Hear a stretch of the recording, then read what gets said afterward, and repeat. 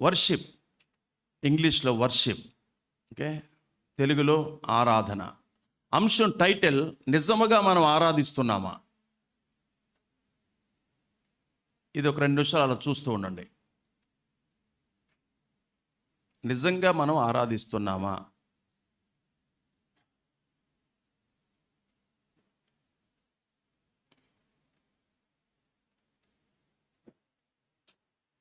Next,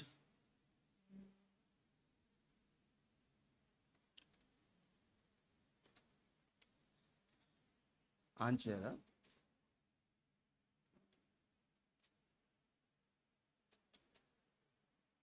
అవలేదు.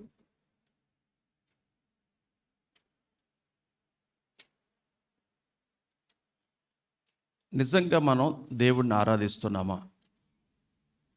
ఇప్పుడు విగ్రహారాధన అనే మాట మనకు తెలుసు. అంటే ఏంటి అంటే, ప్రతిమను ఏం చేస్తారు? పూజిస్తారు. ప్రతిమను పూజించటం. అది దీనిలో బైబిల్ చెప్పేది ఏంటంటే విగ్రహారాధన అంటే నువ్వు దేన్నైతే ఎక్కువగా ఇష్టపడతావో, దేన్నైతే ఎక్కువగా ఆరాధిస్తావో, మనసు పెడతావో, ప్రేమిస్తావో, దేవుని కంటే ఎక్కువ సమయం దానికి కేటాయిస్తావో, అది విగ్రహారాధన అని బైబిల్ స్పష్టంగా మనకి తెలియజేస్తుంది.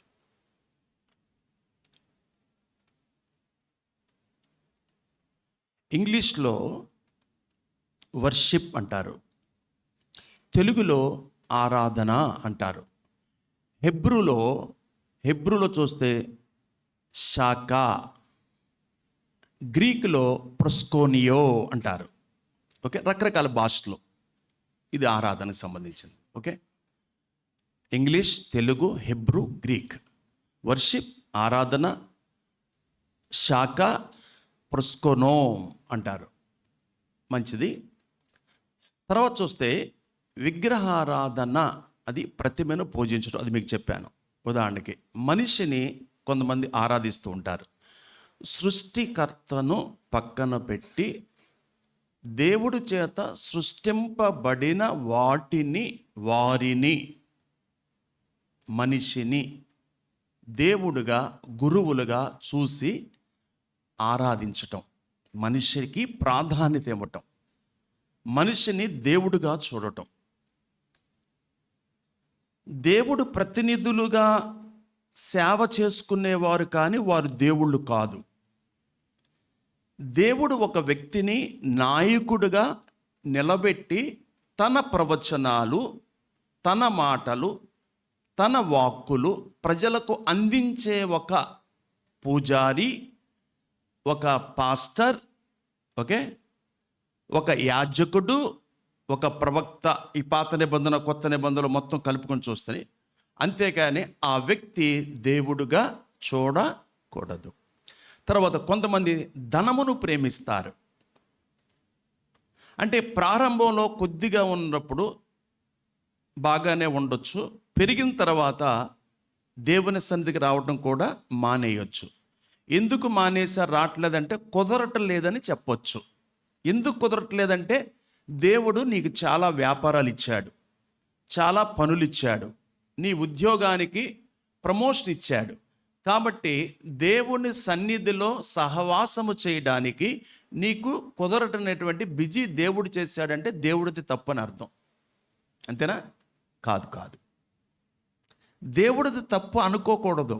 దేవుడు నేను ఇలా బ్లెస్ చేశాడు, నీవు నీ పనికి ఎలా సమయం ఇస్తున్నావో దానికంటే ఎక్కువగా ఈ పనికి కేటాయించాలి, లేదా అది విగ్రహారాధన అవుతుంది. ఇంకా ఈ ఆదివారం కూడా వెళితే అంత వచ్చిద్ది, ఈ ఆదివారం కూడా వెళితే ఇంత ఇస్తా అన్నారు, నా ఆశతో వెళ్ళి నిరాశతో కూడా వచ్చిన వారు ఉన్నట్లుగా మనం చూస్తూ ఉన్నాం. తర్వాత వ్యాపారమును ప్రేమించడం. ఈరోజు ఆదివారం బాగా వ్యాపారం జరిగిద్దంట, ఫ్లాట్స్ వ్యాపారం. ఈరోజు ఆదివారం కోడి పందాలకి వెళితే మనకి చాలా డబ్బులు వస్తాయి, పేకాటకి వెళ్తే చాలా డబ్బులు వస్తాయి అనే దృక్పథంలో మనం లోకంలో చూస్తూ ఉంటాం. లేకపోతే ఈరోజు ఉదయం నేను లేకపోతే ఎంగేజ్మెంట్ జరగదు, నేను లేకపోతే పెళ్లి కూతురుని చేయడు. నువ్వు పోతే పెళ్లి కూతురు చేస్తారు. అర్థం కదా, గుర్తుపెట్టు. అంటే సృష్టించిన సృష్టికర్తకు సమయాన్ని ఇవ్వకుండా సృష్టించిన సృష్టికి నిన్ను బ్రతికి బట్ట కట్టిస్తూ ఆకాశమును భూమిని సమస్తాన్ని చేసి నాసికారంధ్రంలోంచి అని ఊదాడే, అతనికి నువ్వు దూరము కాకూడదు నారాయణరావు గారు. అది చెప్తున్నాడు అనమాట. అర్థమవుతుంది కదండి. పిల్లలు, కొంతమంది పిల్లలు లేరు లేరు లేరు అంటారు. పిల్లలు ఇచ్చిన తర్వాత పిల్లల పని చేయకూడదు కాదు, చెయ్యాలి. పిల్లల్ని పట్టించుకోవాలి. అదేవిధంగా పిల్లల విగ్రహం అవ్వకూడదు. నా బుజ్జి, నా కన్న, నా బంగారం, నా చిట్టి, నా కొండ అంటే అసలుకే ఎసరొచ్చింది. అసలుకేమైద్ది? ఎసర. అంటే పిల్లల్ని ఇచ్చినోడు, గర్భం తెరిచినోడు, ఆయనకి నువ్వు సమయం ఇవ్వకుండా పిల్లలు సండే స్కూల్లో అలా పెరగాలి, మందిర వాతావరణం అలా పెరగాలి. ఆడు అలా పెరగటమే దేవుడికి మహిమ. వాళ్ళు నోరు తెరిచేం పాటలు పాడవసరం లేదు, నోరు తెరిచేం ఆరాధన చేయని అవసరం లేదు. నువ్వు కూడా తీసుకొచ్చి ఒక్కోసారి ఆడి చేత్తో కానుకేపిస్తావు కదా మన పిల్లలతో కూడా. ఆడికి తెలియదు ఆడి ఎంత ఇచ్చాడో తెలియదు. వాడి చేత్తో వేస్తే ఏదో మేలు అన్నట్లుగా, దీవెన అన్నట్లుగా. సరే అలా వేయటం వేపిస్తా ఉంటాడు, పెద్ద అయిన కూడా అలా వేయటం అనేది నేర్చుకుంటాడనే తర్వాత విషయం, ఏస్తాడా ఆపేస్తాడు అనేది విషయం. పిల్లల విషయంలో కూడా విగ్రహాలుగా చేసుకోకూడదు. ఇది కూడా విగ్రహారాధన కిందకు వస్తుంది. వ్యర్థమైన ఆరాధన కూడా ఉంది. అంటే అదేంటది? అది వ్యర్థమైన ఆరాధన. ఎక్కడికి వెళ్ళారు? వ్యర్థమైన ఆరాధనకు వెళ్ళారు. అర్థమైన ఆరాధనకి ఈరోజు మీరు వచ్చినట్లుగా కొన్నిసార్లు వ్యర్థమైన ఆరాధనలకు మీరు చేయొచ్చు. స్వేచ్ఛ ఆరాధన అదొకటి, స్వేచ్ఛ ఆరాధన. నెక్స్ట్ చూస్తే ఈ మూడు ఇక్కడ చూశారు కదా, ఈ మూడు కలిగి ఉంటే దేవుడు స్వీకరిస్తాడు. ఏ మూడు? చూడండి, ఏ మూడు అంటే, ఒకటి సజీవ యాగముగా. దీని విషయంలో అబ్రహామును మనం చూస్తాం, ఒక రెఫరెన్స్ చూస్తాం. బుజ్జమ్మ గారు, అబ్రహామును చూస్తాం మనం సజీవ యాగముగా. రెండు స్తుతి యాగము, ఇది హెబ్రీ పత్రికలో మనం చూస్తాం. సంపద యాగము, ఇది మత్తయి సువార్త 2వ అధ్యాయంలో మనం చూస్తాం అనమాట. ఈ మూడు కలిగి ఉంటేనే దేవుడు మనల్ని ఏం చేస్తాడు? స్వీకరిస్తాడు. సజీవ యాగము, స్తుతి యాగము, సంపద యాగము. కింద యాగము అంటే ఆగేది కాదు. యెషయా గ్రంథము 6వ అధ్యాయం మొదటి వచనం నుండి దయచేసి చక్కగా నిదానంగా మైకులో చదవాలని కోరుచున్నాను.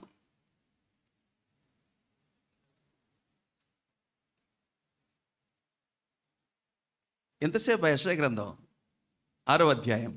రాజైన ఉజ్జియా మృతి పొందిన సంవత్సరమున అత్యున్నత సింహాసనం మందు ప్రభు ఆసనుడై ఉండగా నేను చూచితిని. ఎవరో? యెషయా చూశాడు. చూడండి, తలలు పైకెత్తండి. ఆయన చొక్కా అంచుల దేవాలయం నిండుకుంది. ఆయనకు పైగా శరాపులను నిలిచి ఉండారు. ఒక్కొక్కరికి 6 రెక్కలున్నాయి. ప్రతివాడు 2 రెక్కలతో తన ముఖమును రెండిటితో తన కాళ్ళను కప్పుకొనుచు రెండితో ఎగురుచుండెను. అంటే ఆయన చూడలేక ఆ రెక్కలు ఎగురుతూ ఉన్నాయి. ఏమంటున్నారంటే, వారు సైన్యములకు అధిపతి యెహోవా పరిశుద్ధుడు పరిశుద్ధుడు అంటే చూడండి, ఆ ముఖాన్ని కప్పుకున్నారు. పరిశుద్ధుడు పరిశుద్ధుడు పరిశుద్ధుడు అని గాన ప్రతిగానము చేయుచుండిరి. అంటే నీవు నేను కనపడటం కాదు ఇక్కడ. నీవు నేను కనపరుచుకోవడానికి మన వస్త్రాలు కాదు. దేవుణ్ణి కనపరచడానికి మన ముఖం ఎలా ఉన్నప్పటికీ కూడా, అందంగా లేకపోయినా, నల్లగా ఉన్నా, లేక వికారంగా ఉన్నా, మచ్చలు వచ్చేసినా, లేక ఏమైనా పొక్కులు వచ్చినా, ఏమొచ్చినా, కాదు ప్రభువా నీవు పరిశుద్ధుడువు, నీవు పరిశుద్ధుడువు, నీవు పరిశుద్ధుడు అన్నట్లుగా దేవుణ్ణి స్తుతిస్తూ ఉన్నప్పుడు, పాటలు పాడుతున్నప్పుడు ఆ సమాజం అంతా కూడా అవును ప్రభువా, అవును నీవు పరిశుద్ధుడువు, పరిశుద్ధుడు అంటే మీరు పరిశుద్ధులు, గాన ప్రతి గానములు చేయుచున్నారు. ఓకే, ఇప్పుడు మనము సజీవ యాగము గురించి మనం చూడబోతున్నాం. ఆదికాండము 12వ అధ్యాయం. 22వ అధ్యాయము 5వ వచనం చదవండి. ఆది కాండము. తన పని వారితో, ఆ, మీరు గాడిదతో ఎక్కడనే ఉండుడి, ఉమ్, నేనును ఈ చిన్నవాడును ఉమ్. అక్కడికి వెళ్ళి దేవునికి మ్రొక్కి. స్లోగా ఎవరికి మొక్కి? ఎవరికి మొక్కి? దేవునికి అది మ్రొక్కి. గుర్తుపెట్టుకోవాలి. మనము దేవుని సన్నిధికి వెళ్ళాము, దేవుని ప్రజలతో సహవాసం చేస్తున్నాము, దేవుని సన్నిధికి వెళ్ళి దేవుడికి పూజ చేస్తున్నాము, ఆరాధన చేస్తున్నాము, మొక్కుతున్నాము. నెక్స్ట్, మరలా మీ యొద్దకు వచ్చేదమని చెప్పి దహన బలికి కట్టెలు తీసుకొని తన కుమారుడగు ఇస్సాకు మీద పెట్టి తన చేతితో నిప్పును కత్తిని పట్టుకొని పోయెను. వారిద్దరూ కూడి వెళ్ళుచుండగా ఇస్సాకు తన తండ్రి అయిన అబ్రహాముతో, నా తండ్రి అని పిలిచెను. అందుకతడు, ఏమి నా కుమారుడా అనెను. అప్పుడు అతడు, నిప్పును కట్టెలను ఉన్నవి గాని దహన బలికి గొర్రెపిల్ల ఏది? చాలు. ప్రారంభంలో చూస్తే పరిశోధన. దేవుడు అబ్రహామును పరిశోధించాడు, మనల్ని కూడా పరిశోధిస్తాడు. ఇక్కడ మనం ఏం అర్థం చేసుకోవాలి?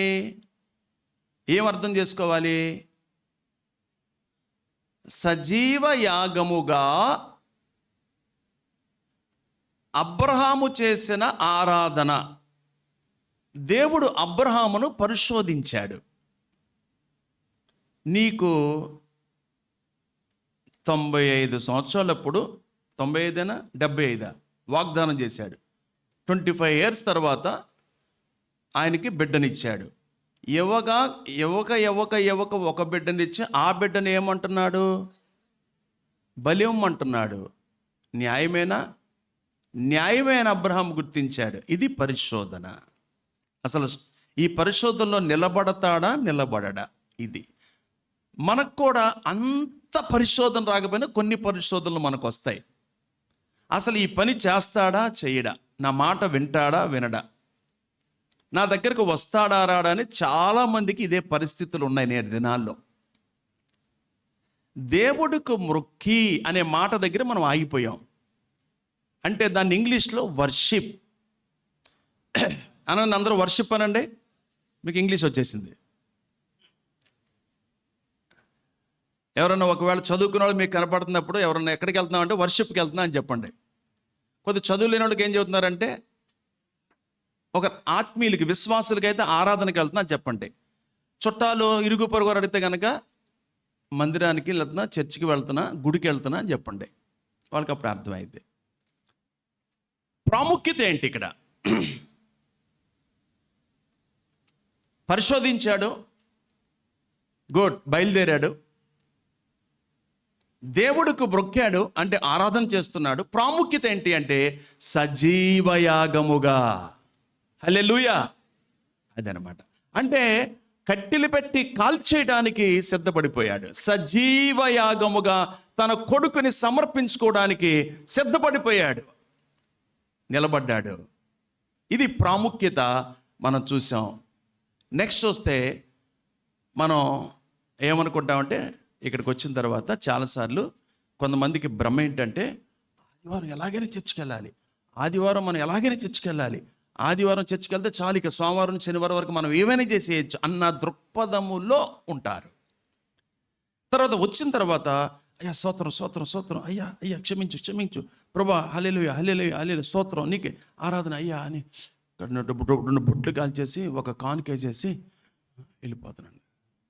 నోటి మాటలతో చెప్పటం కాదు, నోటి మాటలతో, కొత్త మాటల్లో నీకు తెలిసినవి, నీకు జ్ఞాపకం ఉన్నాయి, కంఠత వాక్యంలాగా అప్పచెప్పేది కాదు ఆరాధన.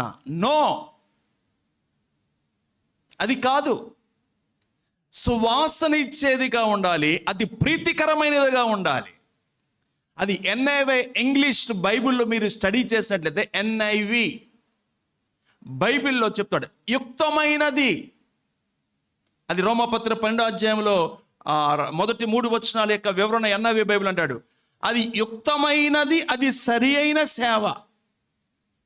నువ్వు నోటి మాటతో చెప్పే మాటలు కాదు, అది సువాసన ఇచ్చేదిగా ఉండాలి. అంటే నువ్వు లోపలికి వచ్చావంటే సెంటు కాదు సువాసన అంటే, అత్తర కాదు సువాసన అంటే, పౌడర్ కాదు సువాసన అంటే. అంటే నిన్ను చూడంగానే నీ ముఖములో ఒక ఆత్మీయ కళ, నీ యొక్క పరుగు, నీ ఆలోచన. కూర్చున్నారంటే, ఎదురు కూర్చున్న వాళ్ళు గడ్డాలకని చేతులు తీసేయండి. ఎదురు కూర్చున్నారంటే సువాసన ఇచ్చేదిగా ఉంటుంది. బయటికి వెళ్ళిన తర్వాత కూడా వీధుల్లో కూడా సువాసన ఇచ్చేవారుగా ఉండటం, అది ఆరాధన. అది ప్రీతికరమైనది దేవుడికి. అంటే ఆయన యాక్సెప్ట్ చేస్తాడు, అలాంటిది అంగీకరిస్తాడు, అలాంటిది. తర్వాత చూసినట్లయితే రోమాపత్రిక 12వ అధ్యాయము 1వ వచనం చదవండి. ఇదంతా మొదటి సజీవ యాగములోనే మనం ఉన్నాం. పాయింట్ నెంబర్ 1లో మనం ఉన్నాం. 1వ వచనం నుండి చదవండి. కాబట్టి సహోదరులారా, పరిశుద్ధమును దేవునికి అనుకూలమునైన సజీవ యాగముగా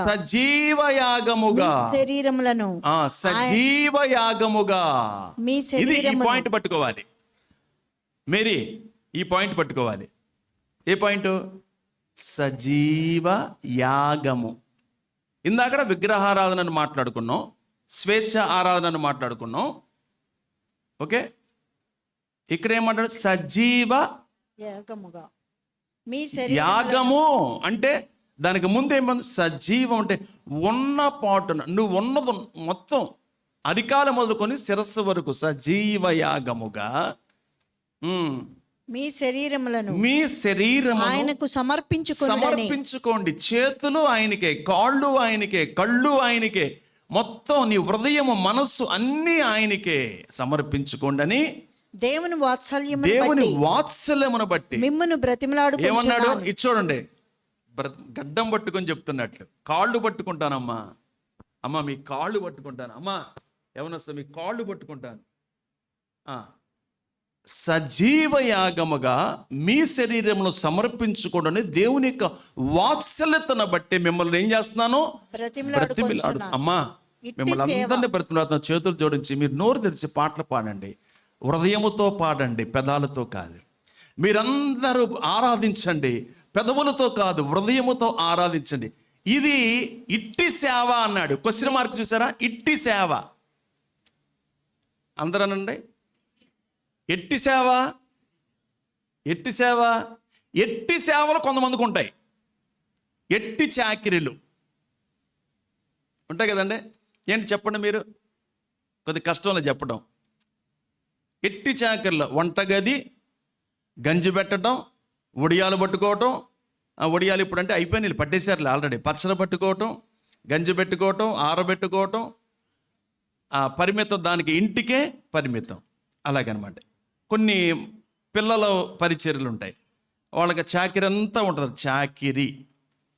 ఇట్టి సేవ నిజమైన సేవ, ఇట్టి సేవ యుక్తమైన సేవ.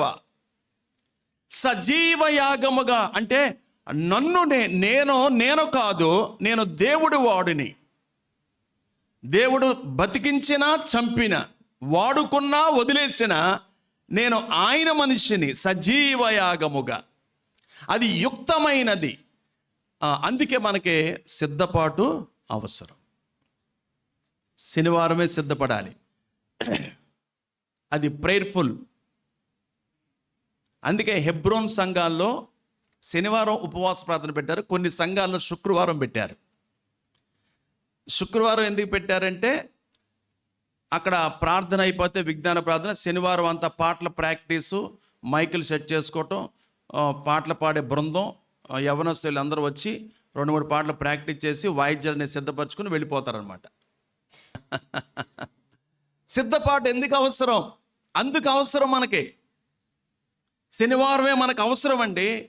ఉదయం 6 గంటలకి ట్రైన్కి అంటే 4ంటికి లేచి 5ంటికే బయలుదేరిపోతారు కదండి. ఇదేం కర్మ అండి మరి చర్చికి వచ్చేటప్పుడు? ఇదేంటండి ఎంత దారుణం, మనకి అన్యాయం కదండి. దేవుడు సన్నిధిని అగౌరవపరచడం. విమానం ఎక్కడానికి ముందు వెళ్ళిపోతారు, స్కూల్కి ముందుకు వెళ్ళి చూడండి బైబిల్ ఎక్కడ ఉంది.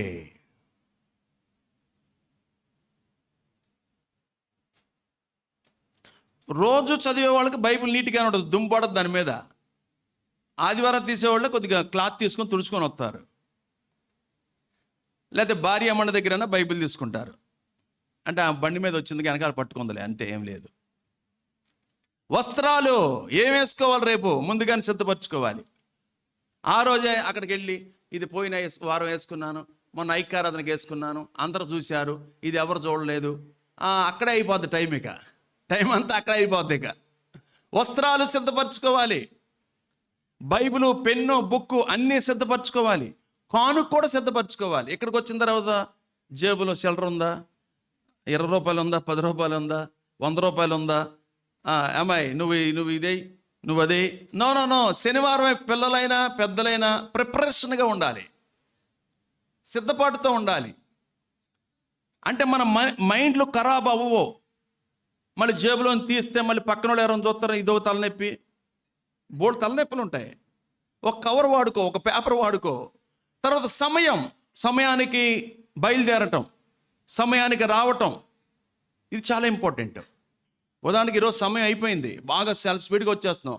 మామూలుగా టీయో ఏదో తాగుతానో లేకపోతే ఏమన్నా 2 ఇడ్లీ పెడితే తింటాను, కానీ ఈరోజు అది కూడా అవ్వలేదు. ఉట్టి కడుపు ఖాళీతో వచ్చాను.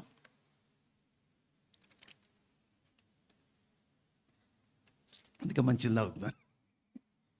సమయం ఇంపార్టెంట్. అమ్మో వెళ్ళాలి, ప్రారంభించేశారు, టైం అయిపోయింది, వెళ్ళాలి, ఆలస్యమైంది, పశ్చాత్తాపం, సిగ్గు, కొన్నిసార్లు సిగ్గు కూడా పడతాం అనమాట. ఇక్కడికి వచ్చేసిన తర్వాత ప్రశాంతత, అమ్మయ్య అన్నట్లుగా. సమయం చాలా వాల్యుబుల్.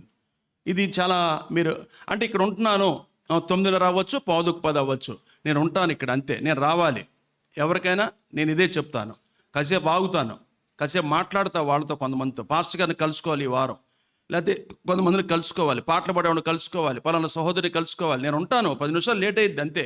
పంచర్ పడితే లేట్ అవుదా, సీఎం మొత్తం లేట్ అవుదా, అలా అనుకోవాలి. నా దేవుడికి టైం ఇవ్వాలి, నా దేవుడి పిల్లలకి నేను టైం ఇవ్వాలి, అంతే, అలా అనుకోవాలి. వాళ్ళు ఆదివారం ఎక్కడికి నేను రాను, అంతే. నా వ్యాపారమా దేవుడు చూసుకుంటాడు, పనులా దేవుడు చూసుకుంటాడు, నేను వెళ్ళావు, అంతే. అలా నువ్వు కమిట్మెంట్ అయిపోవాలి దేవుడితో.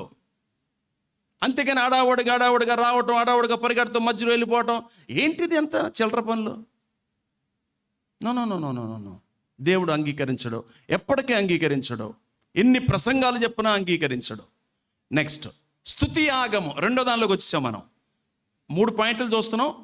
సజీవ యాగముగా అట్టి సేవ దేవుడికి యుక్తమైంది. ఇప్పుడు చదవండి, 13:5 చదవండి. స్తుతి యాగం స్వీడిగా,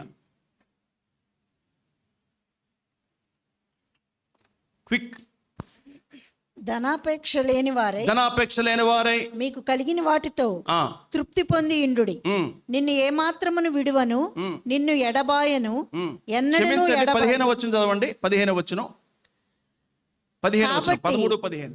కాబట్టి ఆయన ద్వారా మనము, ఇది కరెక్ట్, దేవునికి ఎల్లప్పుడూ స్తుతియాగము చేయుదము. తప్పు చెప్పాను బ్రదర్, క్షమించండి.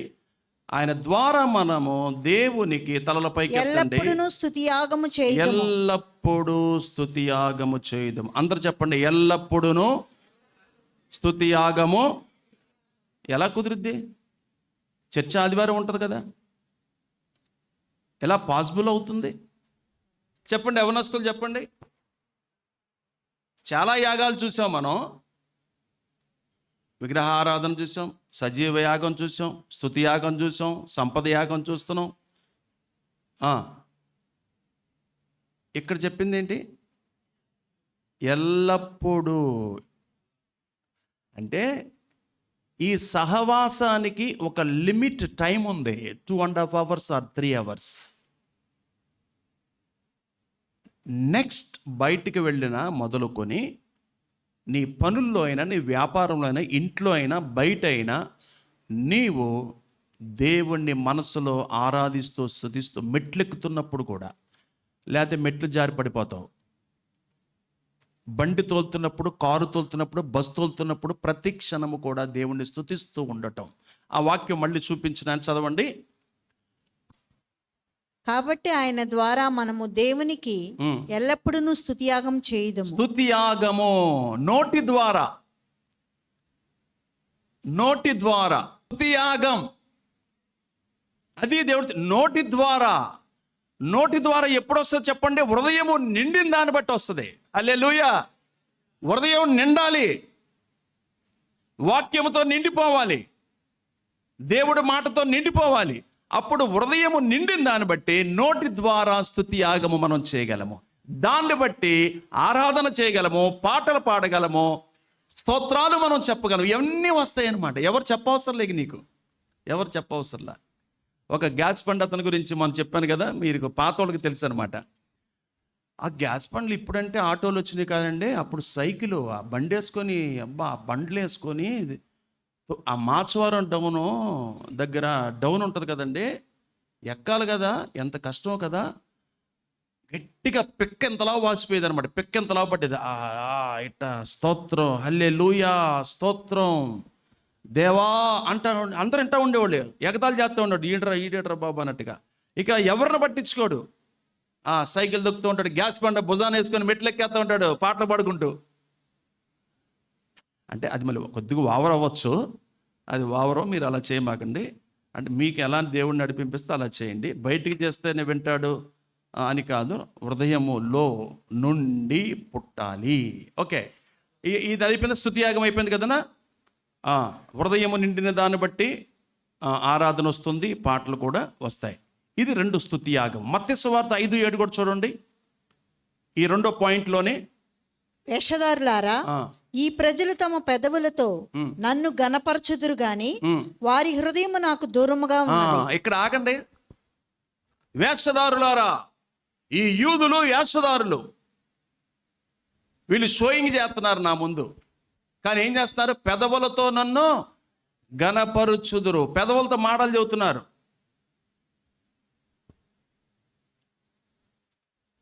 దేవుడు దాన్ని ఇష్టపడాడు, పెదవులతో చెప్పేదాన్ని.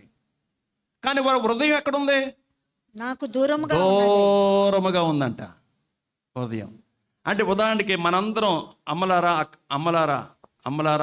అక్కలారా, అయ్యలారా, అన్నలారా, మీరందరూ ఇక్కడే ఉన్నారా? కానీ మీ హృదయం ఎక్కడ ఉంది? వెళ్ళిపోయింది ఆటో నగరే ఉన్నా? వెళ్ళదుగా. బల్లివారి విధానం వెళ్ళిందా? వెళ్ళదుగా. చేపల మార్కెట్కి ఏమైనా వెళ్ళిందా? వెళ్ళలేదుగా. వంటగదిలో కానీ వెళ్ళిందా? వెళ్ళలేదుగా. వెళ్ళకూడదు. నువ్వు దేన్ని ఆపలేవు, ఏ ప్రమాదాన్ని ఆపలేవు, ఏ సమస్యను నువ్వు ఆపుకోలేవు. అక్కడ చూసినట్లయితే ఏమన్నాడండి? 7వ వచనంలో పెదవులతో కాదు, మరి దేంతో? పెదవులతో కాదంట. ఏమన్నాడు?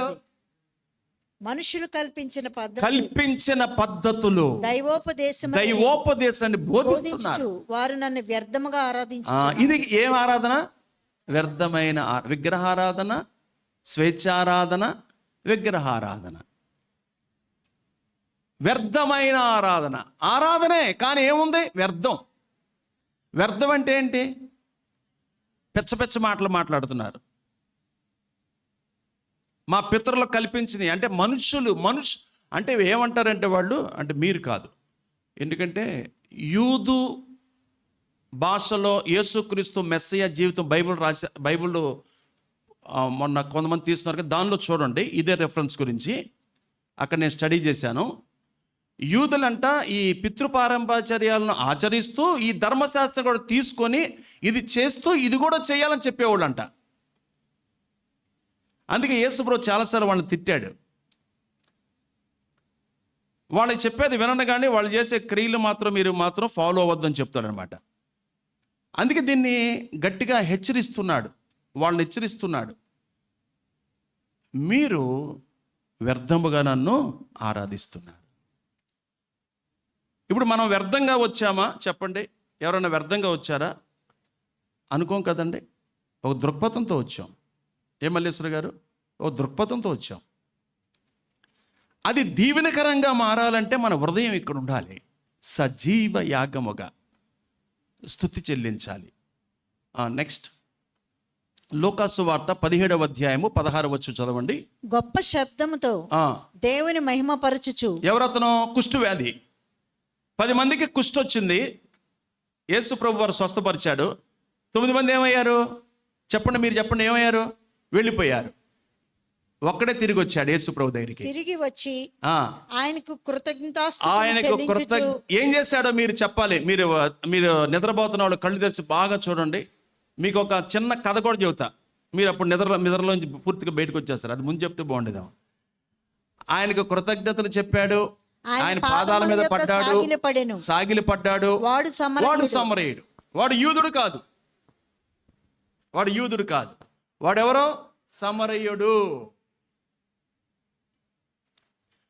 9 మంది ఎక్కడ అంటే కృతజ్ఞత లేకుండా కుష్టు. రాత్రి ఉపవాస ప్రార్థన రామర్పల్లో చెప్పాం, జ్ఞాపం చేసుకున్నాం. కుష్టు వ్యాధి వచ్చిన వాళ్ళని కాల్చేసేవాళ్ళు అంతే.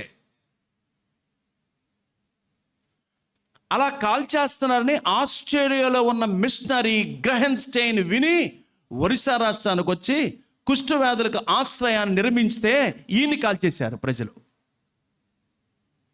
ఎంత ఘోరమో భారతీయులు చేసిన పని అండి. కుష్టు వ్యాధులను యొక్క గాయాలు కడుతున్న వ్యక్తిని సజీవ దహనం చేశారు ఈ భారతీయులు. 10 మందికి స్వస్థత కలిగింది. చాలా మందికి స్వస్థతలు కలుగుతాయి, కానీ కృతజ్ఞత కూడుకు పెట్టుకునే వాళ్ళు తక్కువ మందే. దేవుడు మహింపరిచేది, సాక్ష్యం చెప్పేది కొంతమందే. దేవుడు ఎవరి కోసం చూస్తున్నాడు? 99 మంది ఎక్కడ ఉన్నారు? ఆ ఒక్కడు తిరిగి వచ్చాడు. సీనో, ఆ ఒక్కడు తిరిగి వచ్చాడు. ఏం చేశాడు తెలుసా? కృతజ్ఞతాస్తుతులు చెల్లించాడు. తర్వాత ఏం చేశాడు? అందుకు యేసు 10 మంది శుద్ధులైరి కారా ఆ 90 ఎక్కడా ఈ అన్యుడు తప్ప దేవుని మహిమపరచుటకు తిరిగి వచ్చిన వాడెవడను అగపడలేదా అని చెప్పి నీవు లేచి పొమ్ము, నీ విశ్వాసము నిన్ను స్వస్థపరచునని వానితో చెప్పాను. హల్లెలూయా. అమ్మా, కృతజ్ఞత చాలా అవసరం. ఇక్కడ మనం అదే నేర్చుకున్నాం అనమాట. కుష్టు వ్యాధి కలిగిన వ్యక్తి దేవుడిని గణపరిచాడు, దేవుని ఆరాధించాడు. అక్కడ మీరు యూదు బైబిల్లో చూసినట్టయితే ఆ టైప్ ఆఫ్ అంటే వీళ్ళు మనుషులు పద్ధతులు తీసుకొచ్చి దేవుడు దాంతో కలిపేసి ఆరాధించి వెళ్ళిపోతున్నారు కదా. వాళ్ళు ఎలాగంటే వెలితితో వెళ్ళిపోతారంట. వాళ్ళు వెలితితో, ఆ మాట కూడా అక్కడ ఉంది. ఆ బైబిల్లో చూడండి, మీరు యూదు బైబిల్లో చూడండి. అంటే ఖాళీతో వెళ్ళిపోయారు, నింపబడలేదు వాళ్ళు. ఇంకా ప్రయోజనం ఏముంది? ఒకటి ఏంటంటమ్మా, సజీవ యాగము. 2 స్తుతి యాగము. 3 సంపద యాగం. చదవండి మత్తయి సువార్త 2:11. తర్వాత నెక్స్ట్ రెడీగా ఉండండి. ఫిలిప్పీ 4:18 రిఫరెన్స్ అక్కడ. వారు ఆ నక్షత్రమును చూచి అత్యానంద భరితులై ఇంటిలోనికి వచ్చి తల్లి అయిన మరియను ఆ శిశువును చూచి సాగిలపడి ఆయనను పూజించి తమ పెట్టెలు విప్పి బంగారమును సాంబ్రాణిని బోళమును కానుకలుగా ఆయనకు సమర్పించారు. ఆయనకి సమర్పించి ఆరాధించారు. ఆయనకి శ్రేష్టమైనవి అని ఇక్కడ జ్ఞాపం చేసుకోవాలి. శ్రేష్టమైనది ఇచ్చి పూజించటం. చెప్పండి అందరూ. శ్రేష్టమైన హృదయం, శ్రేష్టమైన అర్పణ దేవుడికి ఇచ్చి ఆరాధించడం ఎంత గొప్ప విషయం అండి. తర్వాత నెక్స్ట్ రెఫరెన్స్ ఫిలిప్పీ 4:18 అనే 4. వారు సమస్తమును సమృద్ధిగా కలిగి ఉన్నది మీరు పంపిన వస్తువులు పైన చూడండి. ఎపఫ్రోదీతు వలన పుచ్చుకొని ఏమీ తక్కువ లేక ఉన్నాను అని మనోహరమైన సువాసన. ఎలాంటిది చెప్పండి? ఎలాంటి కానుక? మనోహరం అంటే జ్యోతి, మనోహరం అంట శ్రేష్టమైనది. గుడ్. మనోహరమైన సువాసన, మనోహరమైనది అంటే ఇచ్చుట ద్వారా. ఇక్కడ చూడండి, తక్కువ లేక ఉన్నాము, అవి మనోహరమైన సువాసన. అర్థమైంది మీకు? సువాసన అంటే మీకు అర్థమైందా? నేను ఇందాక చెప్పాను, సెంట్లు అత్తర్లు కాదు, పౌడర్లు కాదు, ఫెయిర్ అండ్ లవ్లీ కాదని చెప్పానా. స్మెల్ అంటే నిన్ను చూడంగానే అబ్బా, ఈ వ్యక్తి అలాంటి వ్యక్తి, ఈ వ్యక్తి జాలి గల వ్యక్తి, ప్రేమ గల వ్యక్తి, ఈ వ్యక్తికి చెప్తే ప్రార్థన చేస్తాడు, ఈ అమ్మ మంచి అమ్మ అన్నం పెట్టిద్ది. సువాసన. జాగ్రత్తగా చూడాలి. ఇవాళ నిద్రపోవడం లేపుకోవడం సరిపోతుంది. నేను జాగ్రత్తగా చూడాలి. ఇక్కడ చూడండి, ఆది కాండము 14వ అధ్యాయము 20వ వచనం చూసినట్లయితే అక్కడ 10% పాత నిబంధనలో 10% ఇచ్చి దేవుణ్ణి గణపరిచినట్లుగా మనం చదువుతున్నాం. నీ శత్రువులను నీ చేతికి అప్పగించిన సర్వోన్నతుడకు దేవుడు స్తుతింపబడును గాక అనియు చెప్పాను. అప్పుడు అతడు అన్నిటిలో ఇతనికి 10వ వంతు ఇచ్చెను. ఈ మాట చెప్పండి, అన్నిటిలో. మనం కొన్నిటిలో, ఆది కాండంలో అన్నిటిలో, కొత్త నిబంధనలో కొన్నిటిలో. ఇంకెక్కువగా చెప్తే నేను ఇప్పుడు డబ్బు వ్యామోహం అనుకుంటారు, అందుకే నేను చెప్పనేక. నేను డబ్బు అడగవసలా, దేవుడికి ఎప్పుడు ఇవ్వాలో ఎంత ఇవ్వాలో ఆయనకి తెలుసు. ఎందుకంటే మమ్మల్ని మేము సమర్పించుకున్నాం కాబట్టి, ఆయన సేవకు సమర్పించుకున్నాం కాబట్టి ఆయనకి అన్నీ తెలుసు. అప్పుడు అతడు అన్నిటిలో ఇతనికి 10వ వంతు చెల్లించెను. హల్లెలూయా. ఎవరికి? మెల్కీసెదెకుకి, యాజకుడికి. ఎంత మంచి క్రమం అండి. దీని ద్వారా దేవుణ్ణి మనం ఆరాధిస్తున్నాం. చాలాసార్లు ముగిచ్చేస్తున్నాను, చాలాసార్లు మనం ఆరాధనకు వస్తాం కానీ వెళ్ళిపోతూ ఉంటాం ఖాళీ హృదయాలతో. ఆరాధనకు వస్తూ ఉంటాం కానీ దేవుణ్ణి కలుసుకోకుండానే వెళ్ళిపోతూ ఉంటాం. అక్కడ రాశాను చూడండి, మందిరానికి వస్తున్నాం కానీ ఆరాధించకుండానే వెళ్ళిపోతున్నారు, పాటలు పాడకుండానే వెళ్ళిపోతున్నారు, దేవుణ్ణి కలుసుకోకుండానే వెళ్ళిపోతున్నారు. అదేంటండి పాస్టర్ గారు, మీరు అబద్ధం చెప్పారు, మేము చర్చికి రాలేదా, కూర్చోలేదా, మీరు మమ్మల్ని చూడలేదా, మేము పాటలు పాడలేదా, మేము నుంచోలేదా, మేము కానుకేలేదా, మరి దేవుణ్ణి కలుసుకొని వెళ్ళిపోయాడు. No no no no no no no no దేవుణ్ణి కలుసుకోకుండా వెళ్ళిపోతున్నారు చాలామంది. ఎలా? Pussy cat where are you been. ఈ పాట ఎంతమందికి తెలుసు? మాట్లాడరే, ఎంతమంది తెలుసు ఈ పాట? చిన్నపిల్లలు, మనవరాళ్ళకి లేపించట్లేదా? చదవండి ఎవరన్నా. అది నాకు ఇంగ్లీష్ రాదుగా, మీకు వచ్చి చదవండి.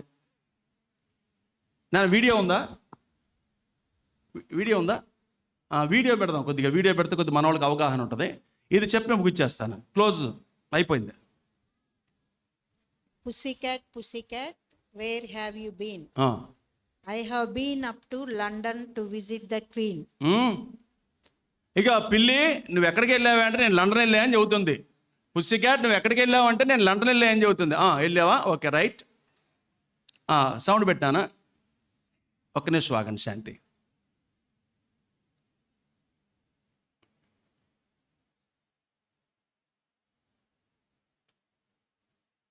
Sound please.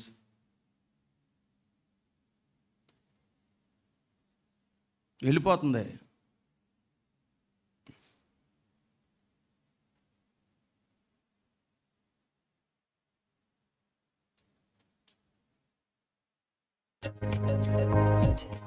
Pussycat, pussycat, where have you been? Pussycat, pussycat, where have you been? I've been to London to meet the Queen. I've been to London to meet the Queen.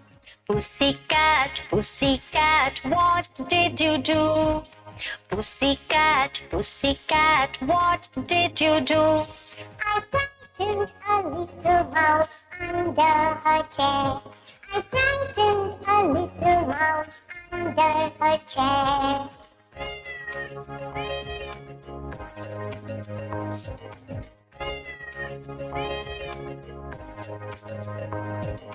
Pussycat, pussycat, where have you been?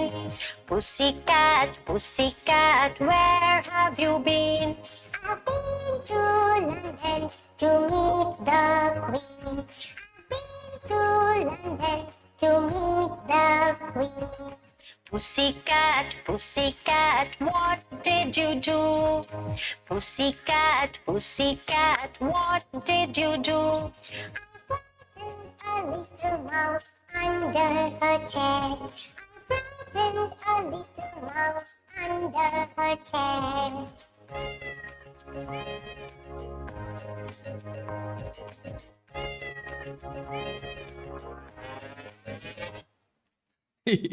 మీ తల Bible మూసి చెప్తా. పుస్సి cat నువ్వు ఎక్కడికి వెళ్తున్నావు అంటే నేను London వెళ్తున్నాను అన్నది. Okay, London ఎందుకు వెళ్తున్నావు అంటే నేను రాణిని కలుసుకోవడానికి వెళ్తున్నాను అంటది. సరే, అయిపోయింది.